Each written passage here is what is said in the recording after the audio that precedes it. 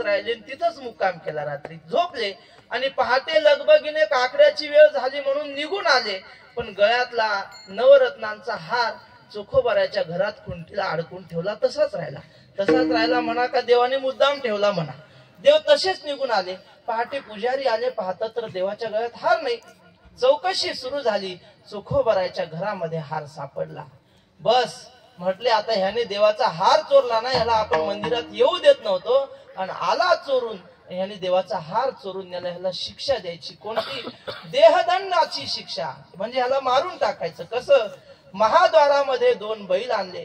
त्या बैलाच्या खांद्यावर जू ठेवलं. त्या जुवाला दोरी बांधली आणि ती दोरी चोखोबाराच्या पायाला बांधली. सगळं पंढरपूर पाहण्यासाठी जमा झालं होतं. आणि चोखोबाराला आता ते बैल पळत नेणार म्हणजे चोखोबाराच्या अंगाची कातडी निघणार आणि चोखोबारा मरून जाणार अशी अवस्था. चोखोबाराचा छोटा मुलगा होता. बर तो आला. त्याने पाहिलं त्याच्या अंगावर फाटकी. काय नाव त्याचं? कर्ममेळा. वा. तो कर्ममेळा आला. त्याने पाहिलं आपल्या बापाची ही अवस्था. पळतच घरी गेला आणि आईला सांगितलं, आई बाबाचं दर्शन घ्यायचं असेल, आयुष्याचं शेवटचं दर्शन घ्यायचं असेल तर आताच्या हातात चल. आणि मग हातातलं काम सोडून ती माऊली लगबगीनं निघाली आणि तिथं आल्यावर पाहिलं तर नवऱ्याचे पाय बांधलेले. काय अवस्था झाली असेल महाराज सोयराबाईची. सोयराबाईने पाहिलं माझा नवरा आता मरतो. छोटासा कर्ममेळा 5-6 वर्षाचा होता. फाटके कपडे अंगावर आणि तो सुद्धा डोळ्यात पाणी आणून पाहू लागला. करणार काय? हतबल झाले दोघे. पण चोखोबाराने शेवटचे हात पांडुरंगाला जोडले आणि सांगितलं, देवा आता मला सोडवणारा फक्त तूच एकटा आहेस.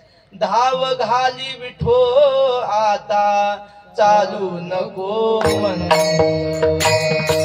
धाव घाली विठो आता चालू नको मन.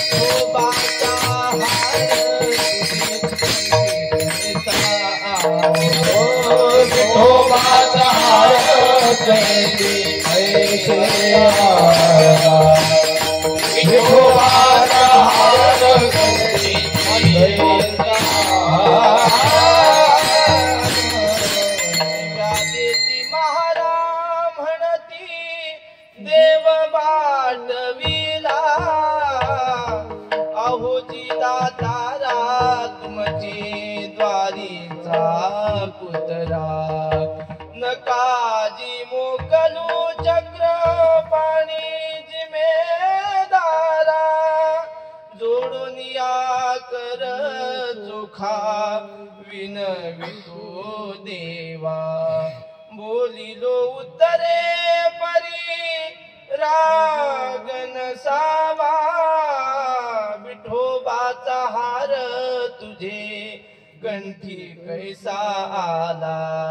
चोखोबाराय म्हटले, देवा आता तूच माझ्यासाठी धाव घालू शकतो, दुसरं कोणी नाही. आणि चोखोबाराची हाक ऐकली आणि देव समोर उभे झाले. दोन्ही बैलांच्या वेसणी देवाना हातात धरलेल्या. पण हे फक्त तिघांना दिसायचं. एक चोखोबाराय, त्यांची पत्नी सोयराबाई आणि 7-8 वर्षाचा मुलगा कर्ममेळा. या तिघाला दिसायचं. तो कर्ममेळा छोटासा, पण त्यानं पाहिलं देव आलाय. मनात राग भरलेला होता. तो कर्ममेळा म्हटला, देवा काय चुकलं माझ्या बापाचं सांग ना. अरे काय केलं आम्ही? जन्म गेला उष्टे खाता, लाज नये तुझ्या चित्ता.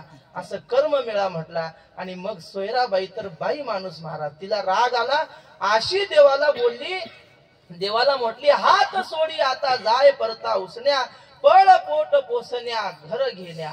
असं म्हटल्यावर चोखोबाराय म्हटले, अगं देवाला कशाला बोलतेस? देवाला नाव ठेवू नको. तो पोट पोसना नाही.